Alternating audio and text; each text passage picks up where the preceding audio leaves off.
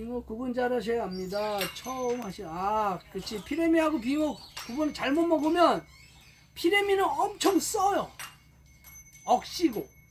이 빙어는 꼬리 뒤쪽 부분에 보면 속이 보입니다. 공어라고도 해요. 그래서 속이 볐다고, 속이 보인다고 해서 공어라고도 하는데,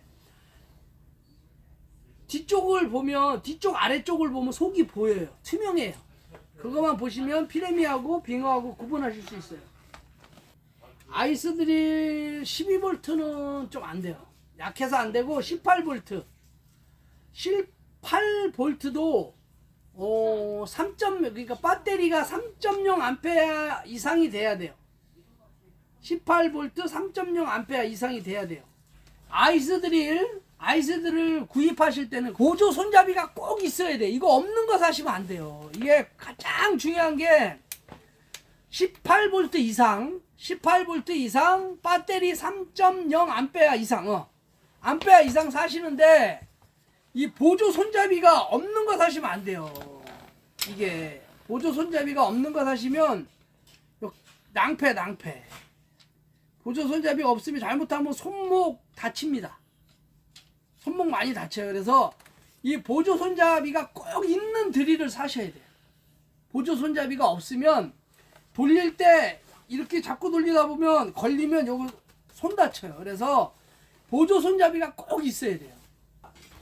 이게 이제 아이스드릴 여기는 이제 날인데 이게 날카로워요. 이게 여기가 이게 완전 칼날이에요. 이게 손도 비고 이게 좀 날카로워요. 이게 아이스드릴인데 요즘 처음에는 6인치를 많이 썼었는데 요즘에는 8인치를 많이 써. 어우 비었다. 8인치를 많이 써요. 저도 지금 6인치 쓰다가 아니 이렇게 6인치 쓰다가 이게 이제 8인치로 바꿨습니다. 8인치로.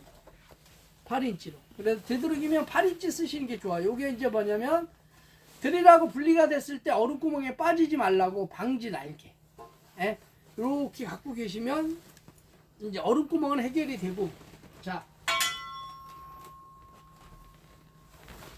요 아이템이 아이스 드릴로다 구멍을 뚫고 나면 얼음이 조각 얼음이 아니고 팥빙수처럼 생겨요. 그러면 그 치우는 게 조금 발로 치우기도 애매합니다. 그럴 때 요걸로다가 이렇게 미는 거예요. 이렇게 우리 소야 촬영 때 얼음 낚시 촬영 보면 이렇게 해서 요거 미는 거 한번 보신 분들 많으실 거예요. 이게 살얼음 미는 거예요. 살얼음. 얼음 뚫고 남은 밥 있죠? 그거 이제 이렇게 미는 거예요. 그냥 엄청 깔끔하게 치워줍니다. 깔끔하게. 자, 요거는 뭐냐면 얼음 구멍 하나에 있는 살얼음 떠내는 거예요. 얼음 구멍 하나에 있는 살얼음 떠내는 거예요. 얼음 낚시 가면 구멍 보통 10개, 평균 8개에서 10개 뚫잖아요. 그러면 막 살얼음 떠내는 거. 그 다음에 요게 뭐냐면 받침대. 얼음 낚시는 뒷받침대만 있으면 돼요. 앞에는 얼음 위에다 그냥 올려놓는 거예요. 근데 이제 얼음 낚시 안 해보신 분들은 얼음판 위에 낚싯대를 올려놓으면 얼음하고 얼음판하고 붙어서 챔질할 때 부러지는 거 아닌가 이런 생각을 하시는 분들이 있는데 절대 안 얼어요. 희한하죠? 안 얼어요. 낚싯대를 얼음 위에다 이렇게 얹어놔도 안 얼어요. 딱 붙지를 않아요. 햇볕이 조금만 있으면 이 낚싯대가 열을 받아서 절대 안 얼어요. 그래서 뒷받침대만 있으면 돼요. 뒷받침대만 이렇게. 뒷받침대만 있으면 돼요. 그래서 얼음 낚시 처음 하시는 분들이 보면 받침틀 있죠? 받침틀에다가 받침대 꼽고 그 위에다가 낚싯대 올려놓고 낚시해요. 그러면 이제 우리가 그래야지. 저 사람 얼음 낚시 처음 하는구나. 처음 하시는 분들만 그렇게 낚시합니다. 얼음 낚시가 우리 생각으로는 그렇잖아요. 낚싯대 앞부분을 얼음 위에 올려놓고 뒤에를 얼음 받침대에 올려놓으면 거기가 얼 것 같잖아요. 안 얼어요.